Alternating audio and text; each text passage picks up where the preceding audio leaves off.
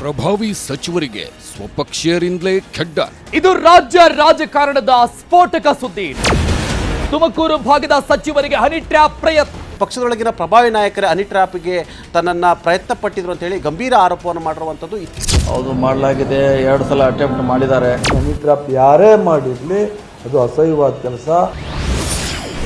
ರಾಜ್ಯ ರಾಜಕಾರಣದಲ್ಲಿ ನ್ಯೂಸ್ 18 ವರದಿ ಸಂಚಲನ.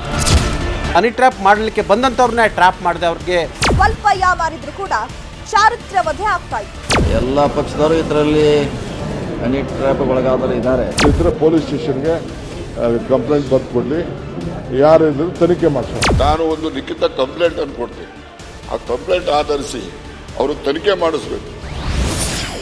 ಹನಿ ಟ್ರ್ಯಾಪ್ ಫ್ಯಾಕ್ಟರಿ ವಾರ್. ಸದನದಲ್ಲೂ ನಮ್ಮ ವರದಿಯ ಪ್ರತಿಧ್ವನಿ. ಸದನದಲ್ಲೂ ನ್ಯೂಸ್ 18 ಕನ್ನಡ ಬಿತ್ತರಿಸಿದ ಹನಿ ಕಹಾನಿ ಸದ್ದು ಮಾಡಿದೆ.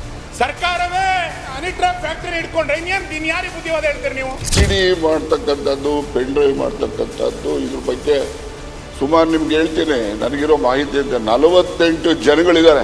48 ಜನರ ಮೇಲೆ ಆಗಿದೆ ಅಂತ ಹೇಳಿದ್ರು. ಗೃಹ ಸಚಿವರಿಗೆ ಪತ್ರ ಮುಖೇನ ಕೊಡ್ತೀವಿ ಅಂತ ಹೇಳಿದ್ದಾರೆ.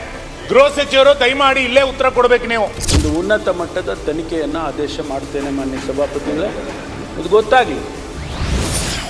ಸಚಿವರಿಗೆ ಹನಿ ಟ್ರ್ಯಾಪ್.